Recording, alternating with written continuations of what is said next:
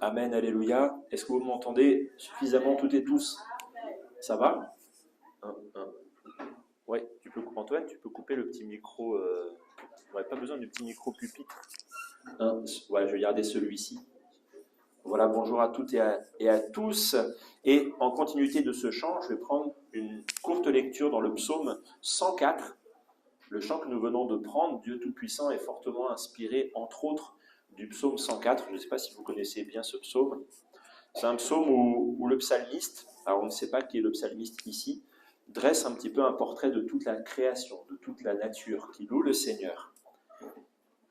Il parle des vents, des montagnes, des forêts, des différents animaux, etc., etc. Donc on a vraiment un petit peu comme dans le chant qu'on vient de prendre, toute l'étendue de la grandeur de Dieu qui est manifestée. Et on va prendre, si c'est possible, ça n'était pas prévu Antoine, excuse-moi, j'aurais dû te le dire avant, psaume 104, et on va prendre, s'il te plaît, à partir du verset 22. Verset 22, le psaume 104. Voilà. Le soleil se lève, il se retire et se couche dans leur tanière. Donc ça, il parle des lionceaux. Et après, le verset suivant. L'homme sort pour se rendre à son ouvrage et à son travail jusqu'au soir. Amen. Ah oui, c'est de la Bible, vous pouvez dire Amen. C'est un vrai texte de la Bible. Vous pouvez dire Amen. Alléluia. Et, on le relit ensemble, l'homme sort pour se rendre à son ouvrage et à son travail jusqu'au soir. Et voilà, une part de la nature humaine, c'est d'aller au travail. Au mois de juin, peut-être certaines étaient présents, on avait parlé sur la politique. Je ne sais pas si vous vous en souvenez, peut-être on avait dit que voilà, tout dans la Bible était politique et que tout le parcours, le ministère de Jésus n'est que politique tout le temps. La seule question des disciples, c'est « Mais quand reviendras-tu remettre le royaume ?» Et même dans les actes des apôtres, pourtant Jésus est mort, il est ressuscité, pourtant il s'est passé toutes ces choses glorieuses, mais les disciples sont en boucle, alors que Jésus leur apparaît glorifié. Jésus est déjà remonté, vous savez, il redescend passer 40 jours avec les disciples avant la Pentecôte, et même là, quand tu revois Jésus, c'est encore la même question, toujours d'ordre politique. Quand est-ce que tu reprends les rênes du pouvoir en Israël, pouvoir politique? Ils n'ont toujours pas compris. Quand Pilate et Jésus parlent, vous vous souvenez, ils ne parlent pas sur le même monde. Jésus lui dit « Tu es le roi des Juifs ». Pilate lui dit « Tu es le roi des Juifs ». Et Pilate lui pose une question d'un point de vue politique. « Tu es le roi de ce peuple-là ». Jésus lui répond « Oui, je le suis d'un point de vue spirituel ». Ils ne se comprennent pas parce qu'ils ne parlent pas au même niveau, sur la même strate. Donc ça, c'était en juin. Et puis le Seigneur a mis sur mon cœur de vous parler d'un autre sujet très pratique, le travail, la question du travail. Et c'est une question qui traverse la parole de Dieu, du début, de la Genèse jusqu'à la fin. Mais je crois, en tout cas pour ma part, je n'ai pas souvent entendu de prédication sur le travail. Peut-être vous avez entendu déjà plusieurs prédications sur le travail, et pourtant, la Bible c'est très pratique. Vous savez, à la synagogue, quand ils étaient tous réunis avant la prédication, ils parlaient de choses très pratiques. Et ils passaient leur temps à discourir sur les choses du quotidien au regard de la parole de Dieu. Et on a besoin, nous aussi, quand on est sur l'estrade, de se dire « Mais Jésus, tu as été tellement pratique ». Alors que nous puissions trouver les trésors de la parole de Dieu dans des choses du quotidien. Et je crois que nous qui prêchons, eh bien, nous sommes soumis à la parole de Dieu. Et moi, je remercie le Seigneur qui m'a, pour ma part en tout cas, déjà révélé des choses profondes sur ce sujet. Et mon seul désir, c'est de trouver les mots pour pouvoir vous les communiquer. Pour que ce soit suffisamment lisible et compréhensible pour chacune et chacun. Si à un moment, ce que je dis, vous ne comprenez plus, n'hésitez pas à me dire là, on t'a perdu, là. Ou tu nous as perdus. Il faut que ce soit très pratique, l'enseignement de notre Seigneur Jésus. Donc voilà ce psaume 104, c'est quelques versets que j'ai lus, où en effet le psalmiste parle de l'homme qui sort pour se rendre à son ouvrage et à son travail jusqu'au soir. Et on se rend compte, et dans mon introduction, ça va être assez simple, on va faire quelques parallèles entre le monde du travail et le monde de l'Église, et puis puis un petit constat un petit peu sur le monde du travail actuel. Différents rapports sortent sur le monde du travail actuel et on se rend compte que c'est un monde qui est bien compliqué. Notre rapport au travail aujourd'hui est devenu bien difficile. Ça suscite beaucoup de souffrance. Moi, je travaille dans l'administration. Je suis professeur. Donc moi, mon employeur, c'est la mairie de là où je travaille. Et dans le domaine des collectivités territoriales, ce qui coûte très cher, c'est tous les arrêts maladie, parce que les gens, même quand ils sont jeunes, ils sont fatigués et usés par une pression au travail. Et alors là, on a des réflexes qui nous disent, oui, mais pourtant, ça n'a rien à voir avec quand, à 13 ans, ils descendaient dans la mine, passaient la journée. Et ce n'était pas si longtemps, hein. Pour certains, il y a peut-être des arrière-petits-fils de mineurs, des gens qui viennent du nord de la France. Moi, j'ai une amie, eh bien, elle est polonaise d'origine, parce que son arrière-grand-père est venu s'installer en France pour travailler dans les mines. Donc, vous voyez ce que je veux dire. Et on est aujourd'hui, et peut-être il y a quelques mineurs et mineuses parmi nous qui descendent, non, peut-être pas. Voilà, et on se dit pourtant on travaille dans des bureaux chauffés, machin, et le travail fait beaucoup de casse. Il y a un mot qui est très actuel, c'est le mot, ah bah tiens, vous le connaissez, burn-out, maintenant. Tellement le travail fait de la casse. On a le fait de ne plus rester longtemps dans des entreprises. Ça devient difficile. Et j'ai pris un petit article de journal que je vais vous partager, qui est paru cette semaine. Et je pense qu'on peut faire le lien entre Église et travail. Je me permets de vous le lire. Au début, donc c'est pas moi qui là j'ouvre les guillemets. Au début des années 60, celle du baby boom, le professeur McGregor, professeur donc au MIT, avait émis l'idée que les salariés exprimeraient des attentes différentes. Je fais un petit parallèle, avait émis l'idée que les chrétiens exprimeraient des attentes différentes vis-à-vis de l'entreprise, vis-à-vis de l'Église, en fonction de la génération à laquelle ils appartiennent. Vous comprenez déjà ce que je veux dire là, ça va? Aujourd'hui, avoir grandi avec un smartphone n'est pas sans conséquence, tout comme le fait d'être confronté aux multiples vertiges du monde contemporain. S'il y a une rupture, elle est d'abord liée à l'environnement radicalement différent dans lequel notre génération évolue. Une période marquée par 3 grandes transitions, écologique, numérique, démographique. Aucun des repères traditionnels ne semble résister à ces turbulences. Et on le voit encore plus avec nos enfants. Si vous avez des enfants au collège, ils grandissent dans un monde du collège qui n'a rien à voir avec mon monde du collège.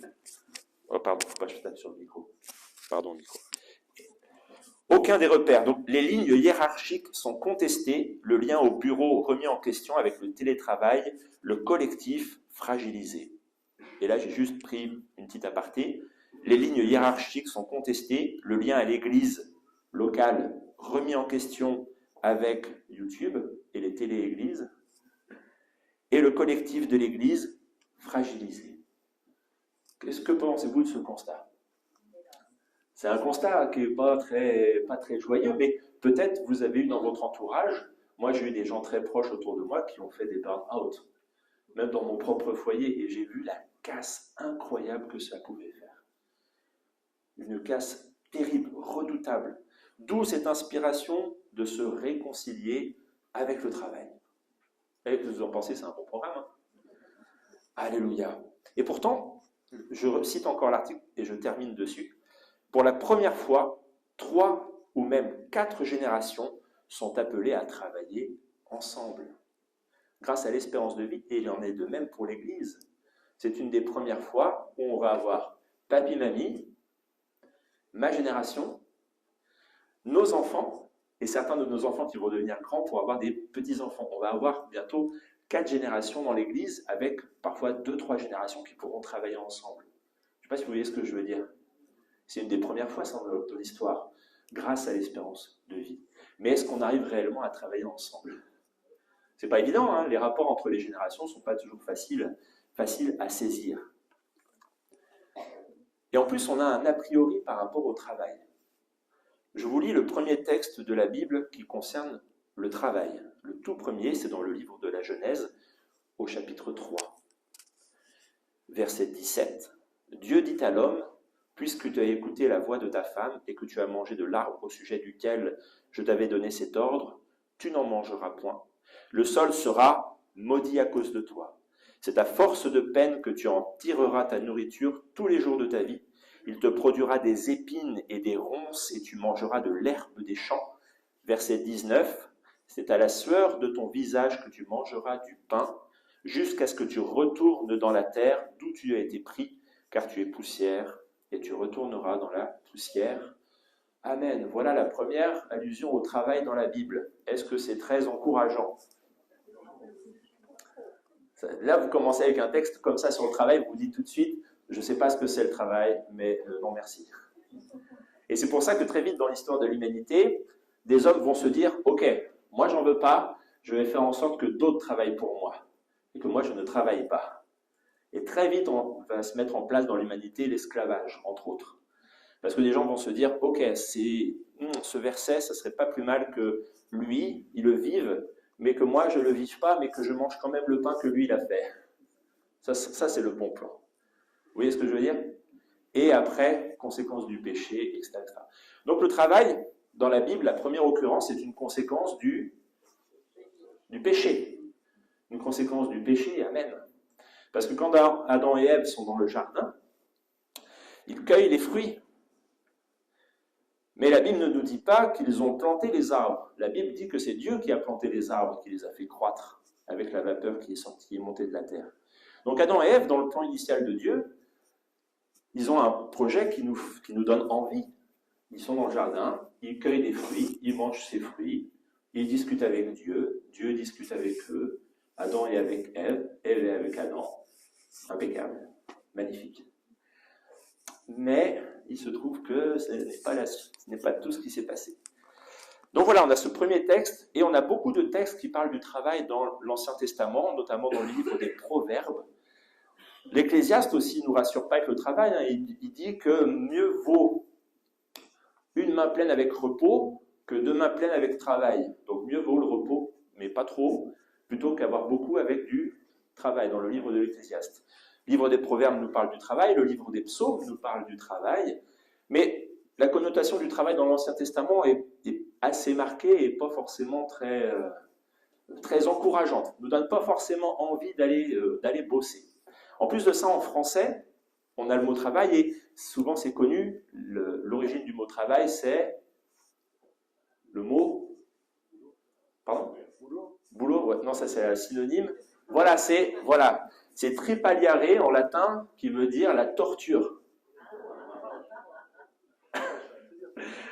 C'est pour ça, je vous préviens, je fais une introduction un peu plombante pour que le reste du message ne soit que...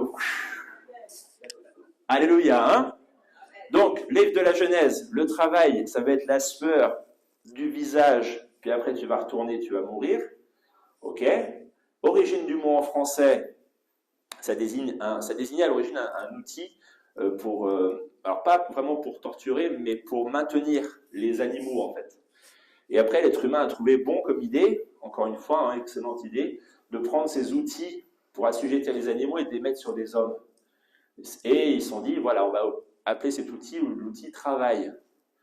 Donc forcément, avec un tel mot, on n'a pas un rapport forcément apaisé, nous Français, avec le travail. Hein.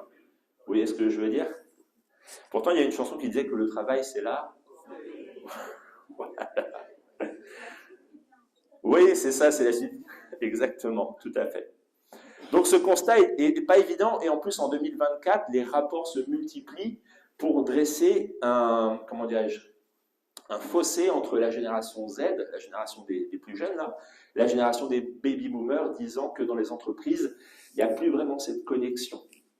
Donc on est sur un monde du travail qui est difficile, dont les jeunes apparemment, et je suis content qu'il y ait des jeunes parmi nous, c'est-à-dire des moins de 80 ans qui soient là, qui se disent « Oh là là, moi je ne trouve pas ma place dans l'entreprise », ou alors on a cette image, un peu, même moi à 40 ans, de se dire « Je veux faire 3 mois dans une boîte, 5 ans dans une autre, etc., etc. » et tourner sans cesse.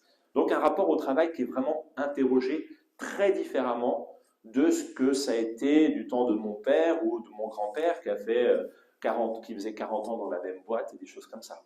Vous voyez, les jeunes d'aujourd'hui ne se projettent pas. Moi, je vous l'ai dit, je suis fonctionnaire.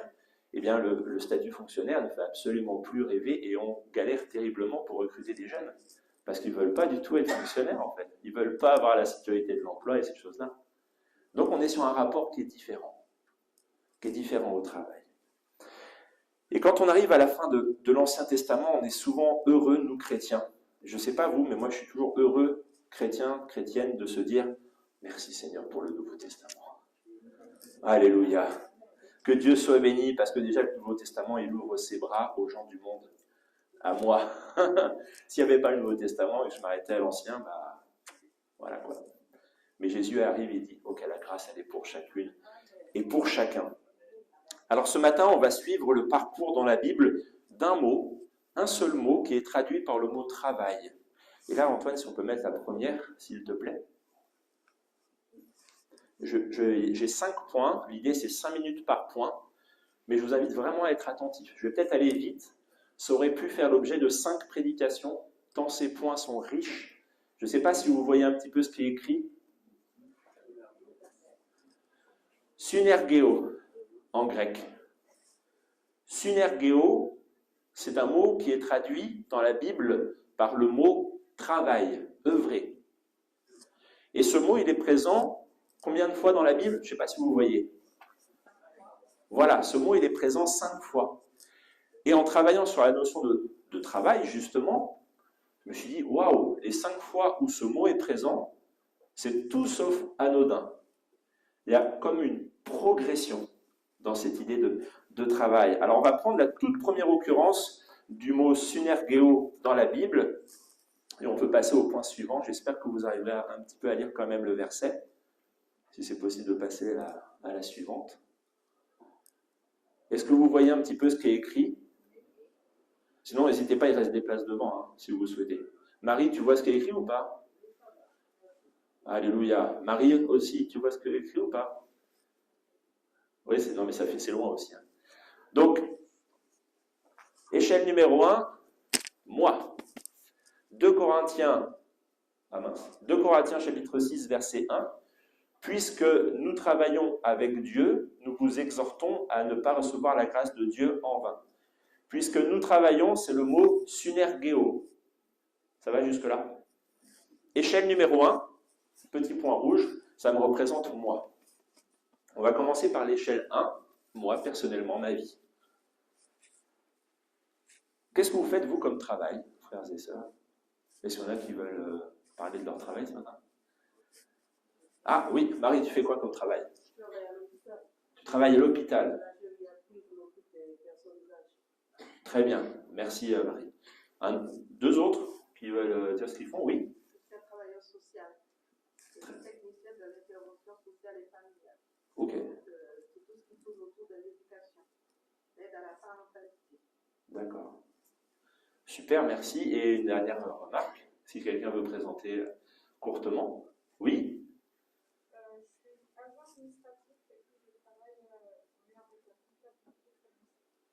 D'accord. Ben voilà, on a 3 CV. Donc on va faire une agence LinkedIn Église pour partager nos compétences. Non mais c'est vrai que des fois on vient à l'Église, mais on ne sait pas ce que nos frères et nos sœurs font comme métier. Le contexte de ce verset dans le livre des Corinthiens, peut-être vous connaissez rapidement, vous savez que l'Église de Corinthe, c'était le grand bazar, spirituel, moral à tout niveau. Et que Paul a dû écrire 2 lettres et menacer entre guillemets de se rendre en personne pour remettre de l'ordre dans cette église, tant c'était difficile. Et ce qui m'a interpellé dans ce premier niveau, dans cette première échelle du travail, puisque nous travaillons avec Dieu, dans le nous, il y a une agglomération de « je », puisque je travaille. Et le contexte des Corinthiens, juste avant, au chapitre 5, c'est un mot merveilleux, c'est le mot « réconciliation ». Est-ce que ça va jusque-là? Et Paul, dans ce contexte très difficile des Corinthiens, nous parle combien il est important d'être réconcilié avec Dieu. Comme si le fait de ne pas être réconcilié, ça nous mettait en pause dans notre vie. On ne pouvait pas avancer tant que nous ne sommes pas réconciliés, qu'on a besoin d'être réconciliés. Un mot très important. Un mot très important parce que quelles sont les oppositions? Qu'est-ce qui s'oppose dans ma vie à ce que je puisse œuvrer, à ce que je puisse agir dans une entreprise, dans une église, dans mon foyer, auprès de mes enfants?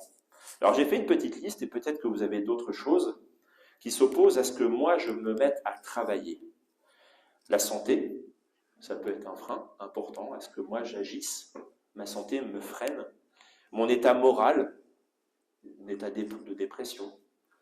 Mon état spirituel peut aussi être un frein à ce que j'agisse. Des doutes qui me troublent, qui me travaillent. L'influence du monde qui m'entoure. Être ouvert à certaines influences qui me bloquent dans mon parcours. Moi-même, je suis souvent mon premier ennemi à me dire « mais tu n'es pas capable de faire ci, tu n'es pas capable d'agir, tu n'as pas ta place pour agir dans l'église, tu n'as pas ta place pour agir dans telle entreprise, fais juste qu'on te demande, n'en demande pas trop, etc. etc. » Est-ce que vous voyez d'autres oppositions à ce que moi, à ce que vous puissiez œuvrer et agir? Est-ce que vous voyez d'autres choses qui s'opposent à ça? D'autres freins? Non? Ah ben c'est que j'étais très bon alors. J'ai fait tout le tour. Donc j'ai fait un peu cette liste et je me suis dit, j'ai fait le lien avec ce que Paul nous dit dans les Corinthiens, d'être réconcilié. Et si je suis réconcilié avec moi-même, si je suis réconcilié avec mon corps, si je suis réconcilié avec mes capacités, si je suis réconcilié avec ce que Dieu m'a donné, est-ce que ça me permet de débloquer ce frein pour agir? Ah bah, apparemment. Donc, une des clés pour cette première échelle, pour pouvoir travailler, pour que moi je travaille, une des clés, c'est la réconciliation. Amen. Et peut-être c'est très simple, ce premier point, mais je crois que c'est très vrai. On le constate autour de nous. Il y a beaucoup de gens qui sont bloqués pour des tas de choses, qui sont fâchés pour des tas de choses, et s'ils étaient réconciliés, ils pourraient de nouveau agir. Le manque de réconciliation dans nos vies, c'est comme quand vous faites un petit barrage de bois dans un petit ruisseau. Vous avez peut-être fait ça quand vous étiez enfant. Vous mettez plein de feuilles, des pierres, des morceaux de bois, puis le petit cours d'eau, il ne peut plus avancer. Ben ça, c'est un petit peu tout ce que l'on a dans notre vie, toutes les impossibilités. Et la réconciliation, c'est cette main qui ôte la petite pierre, la petite feuille, le petit morceau de bois. Et là où je ne pouvais plus agir, je peux de nouveau me mettre à agir. Parce que agir, ce n'est pas forcément des grandes choses. Travailler, ce n'est pas forcément de très grandes choses, mais c'est des petites choses du quotidien. Ça peut être agir, on agit dans sa famille déjà. En plus, agir, c'est le plan de Dieu. Dieu est en permanence en train d'agir. Dieu est un Dieu d'action. Dieu se lève, mes ennemis s'enfuient, nous dit ce petit cantique. Alléluia. Dieu agit dans nos vies. Donc, point numéro 1, qui est-ce qui travaille en premier? C'est moi.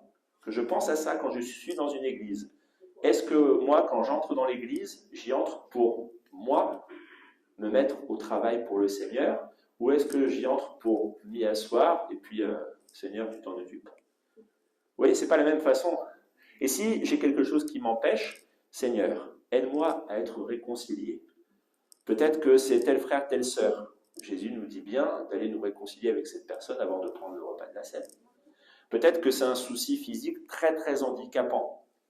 Seigneur, déjà, aide-moi à être réconcilié, à ne pas me culpabiliser moi-même, et ensuite à faire avec ce que ma main peut faire. Peut-être elle ne peut pas faire comme l'autre, mais Seigneur, tu as donné 10 à l'un et 1 à l'autre. Et tu ne vas pas souhaiter créer de la jalousie entre ces gens-là. Mais que celui qui a 1 agisse avec 1, que celui qui a 10 agisse avec 10. Vous voyez ce que je veux dire? Échelle numéro 1, moi. Je commence par prendre soin à être réconcilié avec. Alléluia. Amen. Non, mais je plaisante, mais c'est très important. Et également dans une entreprise, si vous voulez être un bon agent, un bon employé, et que vous êtes vous-même tellement en trouble intérieur, c'est difficile. On a besoin en tant que chrétien d'être des personnes déjà réconciliées avec soi-même. Et je pense qu'alors on pourra bénir les Point numéro 2, bénir les. Point numéro 2, bénir les. Oh, super, les autres. Vous avez remarqué, on est toujours au centre. Et on va rajouter, grâce à nos 5 échelles, à chaque fois un cercle, grâce au mot synergéo. Ça va, c'est pas trop compliqué? On arrive à suivre? Alors là, on remonte un petit peu quelques pages dans notre Bible et on va dans 1 Corinthiens 16, verset 16. Ayez vous aussi de la déférence pour de tels hommes et pour tous ceux qui travaillent, synergéo, à la même œuvre. Là, maintenant, point numéro 2, on va parler des autres. Les autres, que ce soit mes collègues de travail, que ce soit les frères et sœurs dans une église, les membres d'une association, mon conjoint, ma conjointe, mes enfants, mes parents, etc., etc. Ici, il n'est plus question de Paul. Paul ne dit pas « ayez de la déférence pour Paul » parce que Paul travaille bien. « Ayez de la déférence pour Noël » parce que non, non. Mais là, Paul il est en train de dire « ne regardez pas à moi, mais regardez à mes collègues dans la foi. » Et Paul nous donne une liste de personnes en qui avoir de la déférence. Il va citer, je prends, ne prenez pas, c'est quelques versets avant, la famille de Stéphanas, Fortunatus, Achaïcus, Aquilas, Priscille, etc., etc. Il va citer tout un tas de noms. Et je l'ai dit ici, il n'est plus question de Paul, mais de nos collègues, de nos comparses, de toutes celles et ceux avec qui j'ai des liens dans l'action, avec qui j'agis. La première personne souvent avec qui je suis amené à agir dans la vie, c'est avec mon épouse et mon époux. Est-ce qu'on se voit tout le temps dans le couple comme des partenaires pour agir ensemble? C'est pas toujours simple, hein. Souvent on voit que les problèmes de couple viennent parce qu'au bout d'un moment, on voit plus l'autre comme le partenaire, mais l'autre comme son opposé avec qui je suis en conflit pour tel ou tel sujet. Et on a du mal à se voir comme des partenaires pour synergéo, pour travailler ensemble au bien de notre foyer, travailler ensemble au bien de nos enfants. Ça nous interroge là. C'est quoi mon rapport avec mes partenaires de travail? Comment est-ce que quand j'entre dans mon entreprise le matin, je vais aller travailler, j'arrive au bureau, est-ce que je suis connu pour être quelqu'un qui dit voilà bonjour, ça va, sans être intrusif, hein, mais avec un sourire. Moi, je sais que j'ai un peu cette disposition naturelle et on me connaît au travail pour cet aspect-là, pour justement, j'arrive, saluer tout le monde. D'ailleurs, souvent, ils me font la boutade qu'au lieu d'être prof, je devrais être à l'accueil. Tu devrais être à l'accueil pour donner les clés à tout le monde, parce que vu comment tu accueilles les gens comme si c'était tes meilleurs amis... Mais vous voyez, tout de suite, ça donne un parfum particulier à l'entreprise où vous êtes. Et je pense que c'est exactement la même chose dans une église. Si vous êtes reconnu comme étant comme étant celle qui, une fois qu'il est réconcilié avec lui-même, eh bien, se tourne vers les autres pour leur manifester du respect et de l'amour, si les autres ressentent ça dans leur vie, ils sont encouragés eux-mêmes, peut-être, à le faire, et c'est un cercle vertueux. Alors là aussi, je me suis posé la question, qu'est-ce qui s'oppose à ce que je travaille avec les autres? Eh bien déjà, les autres, ils ont leur caractère. Et alors ça, il y en a qui ont des fois des caractères. Non, peut-être pas dans vos collègues. Mais ça ne va pas toujours de soi de travailler avec les autres. Hein? C'est pas toujours évident. Hein? Parfois, ils ont des réactions que je ne comprends pas. C'est arrivé à ma femme il n'y a pas longtemps, elle rentre, elle me dit, alors, elle, pendant 6 semaines, je travaille bien avec elle, et puis aujourd'hui, elle a été blessante, elle ne m'a pas parlé et tout. Mon épouse a cherché à savoir, mais pas de retour. Les autres, parfois, ils sont absents. On attend d'eux une réaction, on attend d'eux qu'ils terminent un dossier, on attend d'eux qu'un travail soit fait, et il n'y a pas. Et il y a un autre qui n'aime pas du tout ce rapport entre l'échelle 1 et l'échelle 2, c'est Satan. Alors là, Satan, lui, il n'aime pas du tout que dans une église, entre moi et mon frère et ma sœur, ça se passe bien. Il n'aime pas du tout qu'il y ait de l'amour entre l'échelle 1 et l'échelle 2, entre moi et les autres. Non, ça, pas bon. Pas bon, parce qu'une église où il y a de l'amour entre les membres de l'église, c'est une église qui manifeste l'amour du Christ. Et Satan, il est allergique à l'amour de Jésus. Donc, pour terminer sur ce point numéro 2, on retient « ayez de la déférence ». ayez du respect. Point numéro 1, réconciliation avec moi-même. Point numéro 2, s'il y a besoin, être réconcilié avec les autres et manifester à leur égard du respect, de la déférence. Pour toutes celles et ceux avec qui vous travaillez, quel que soit le niveau de travail. Le couple, l'association, l'église, l'entreprise, l'administration, etc., etc. Est-ce qu'on peut passer à l'échelle numéro 3?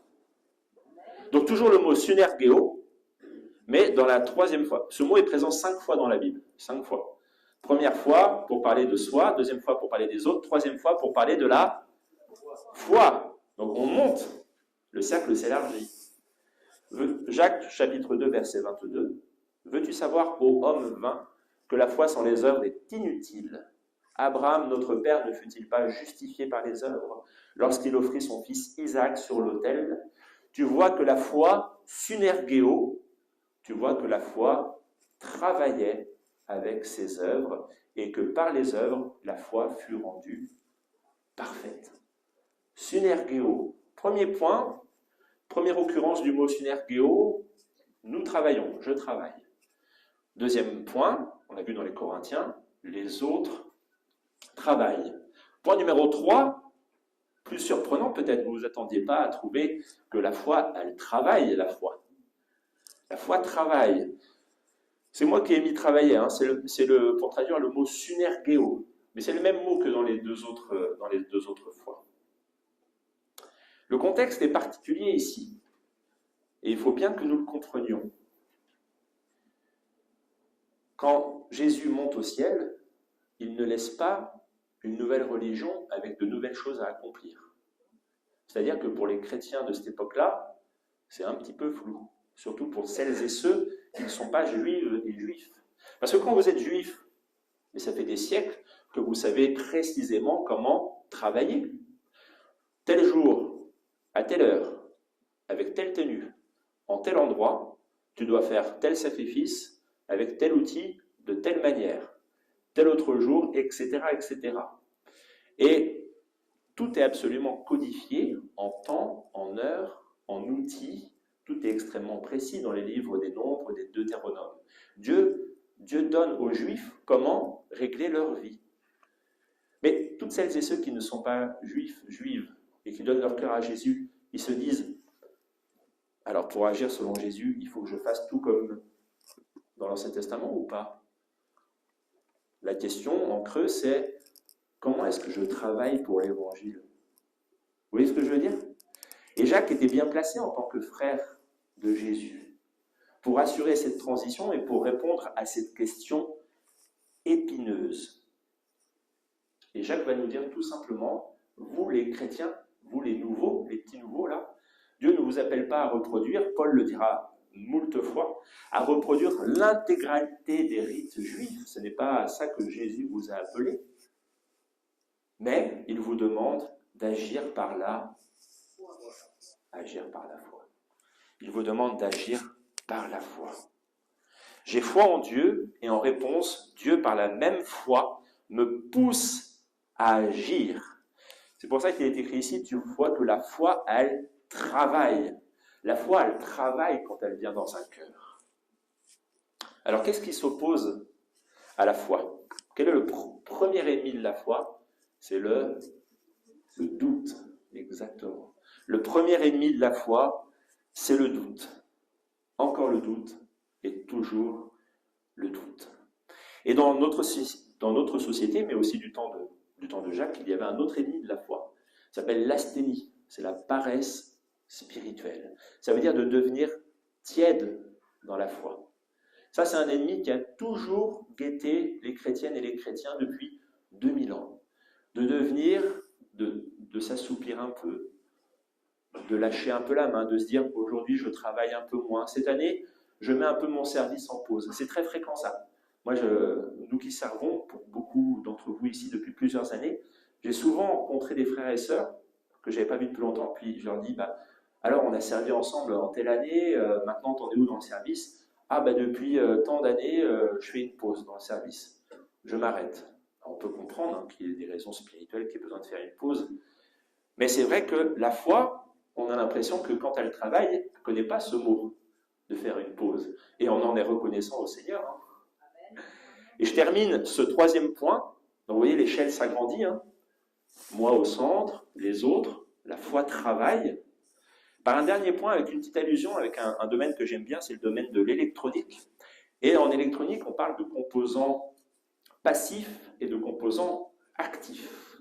Un composant passif, il assure juste le lien entre deux autres composants. Par exemple, si la foi ne travaillait pas, ça serait juste un lien entre Dieu et nous.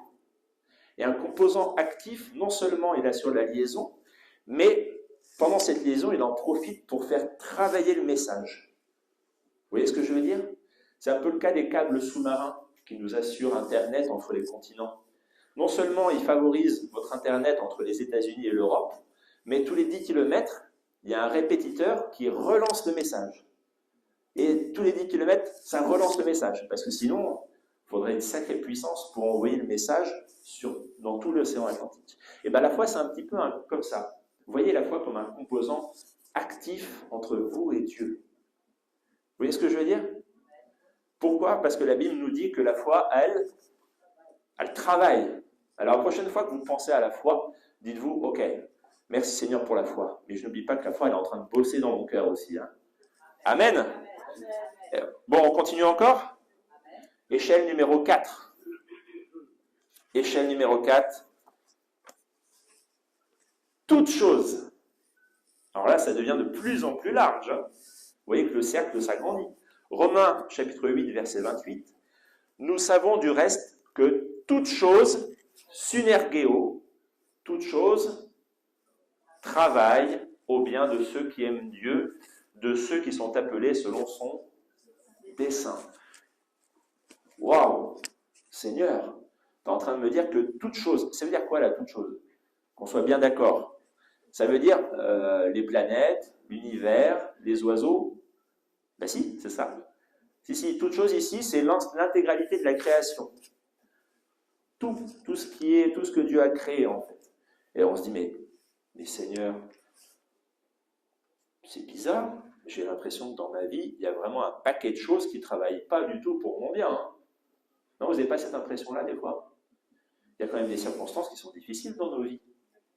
Il y a des moments qui sont difficiles, il y a des personnes qui sont difficiles, il y a des situations qui sont difficiles. Et pourtant, la Bible nous dit que toute chose, mais c'est vraiment tout au sens de tout, hein. Vous sortez dans la rue, tout ce que votre œil peut voir, tout ce que vous pouvez sentir, tout ce que vous pouvez entendre, c'est ça qui est compris dans le mot « toute chose ». Et ces choses, en général, on a la traduction « concours ».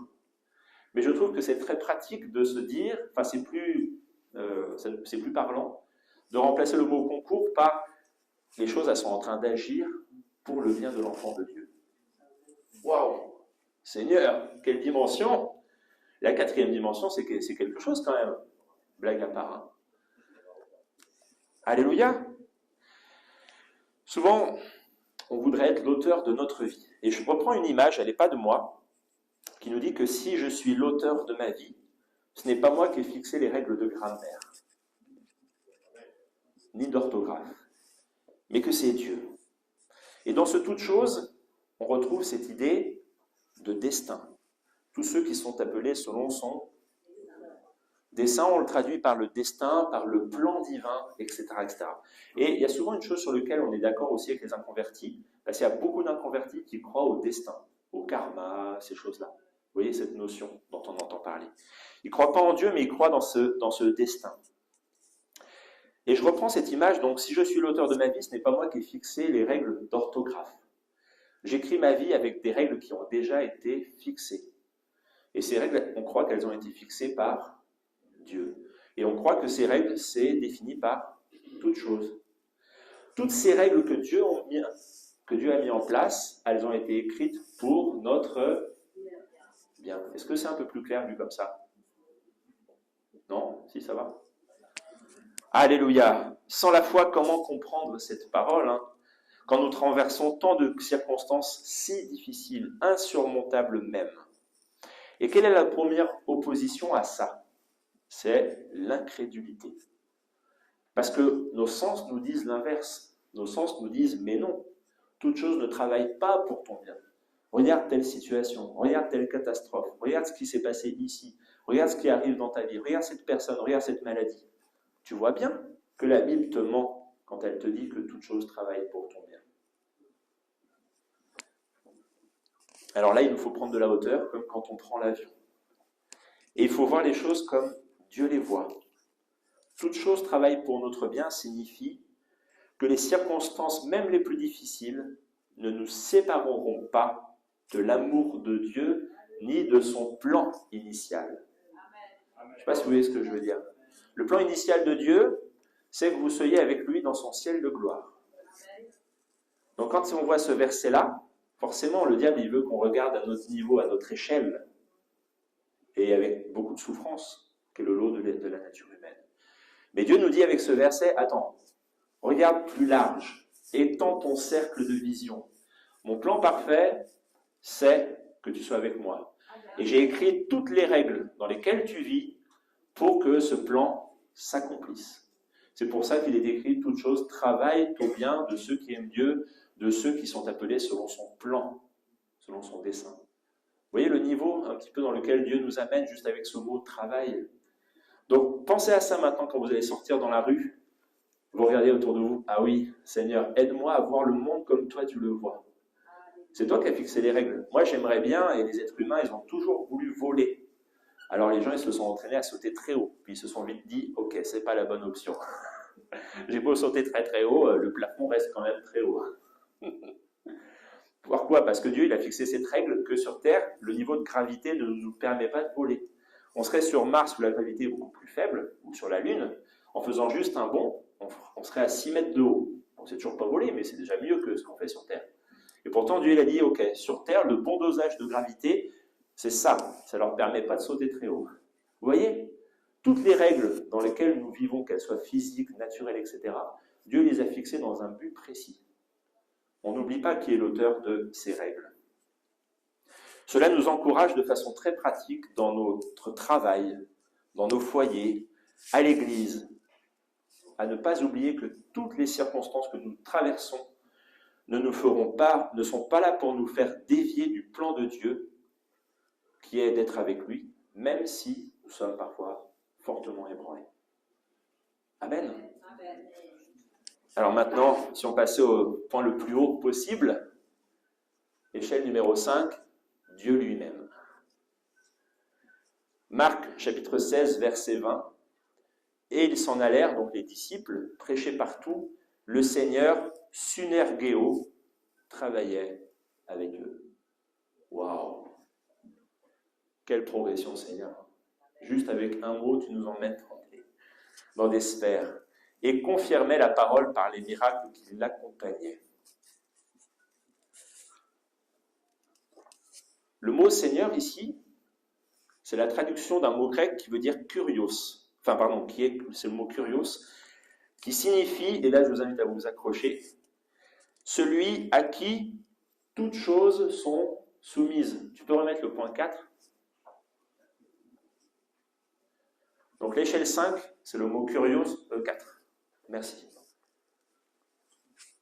Toutes choses. Et le point 5, kurios, nous dit celui à qui appartiennent toutes choses. Vous voyez le lien entre le point 4 et le point 5 ?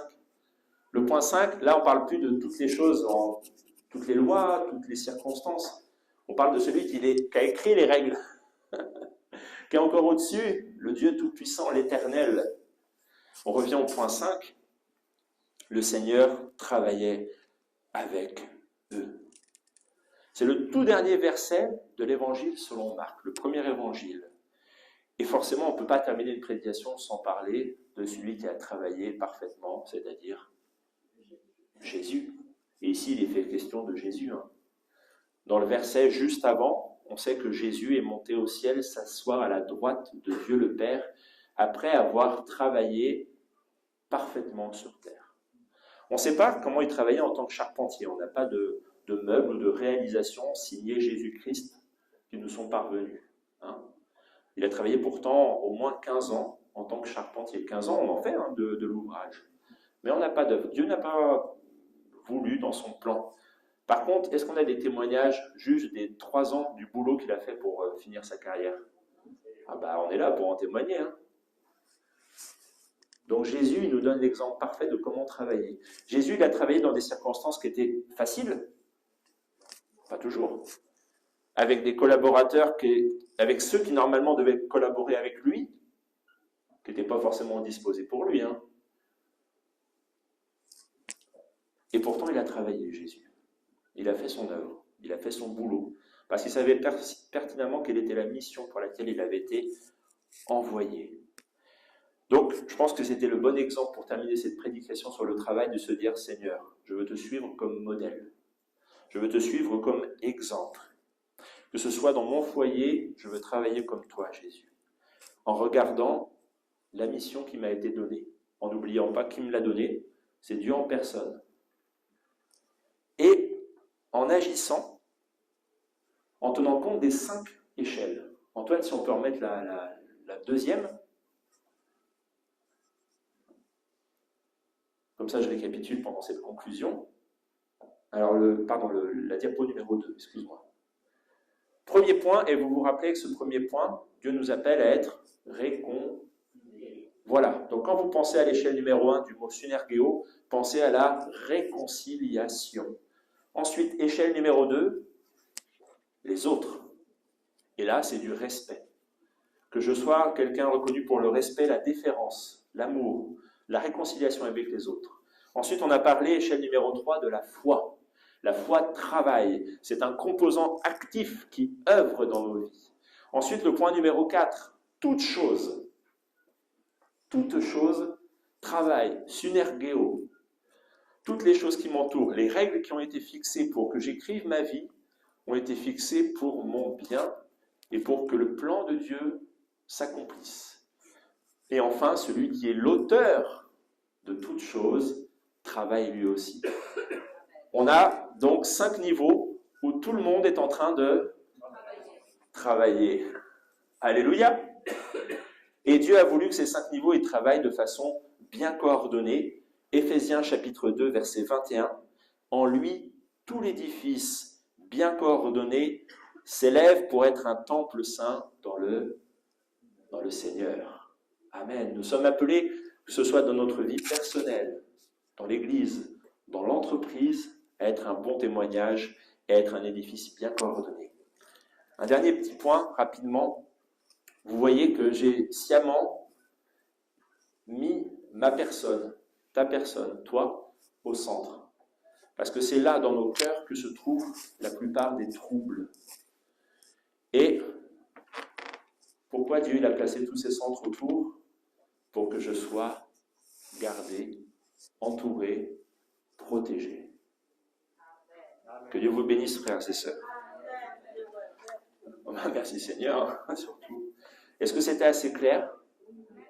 Vous avez compris les 5 niveaux? Un seul mot, synergéo, mais combien ce mot nous emmène à prendre de la hauteur, à considérer que tout est à l'œuvre.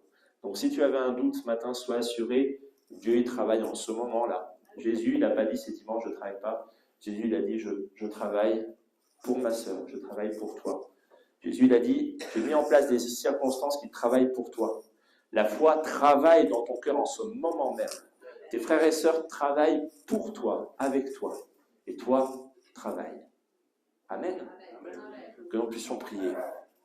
Seigneur éternel, merci pour les merveilles de ta parole, pour les trésors. Et comment avec un simple mot, Seigneur, tu nous emmènes à considérer des choses qui nous dépassent.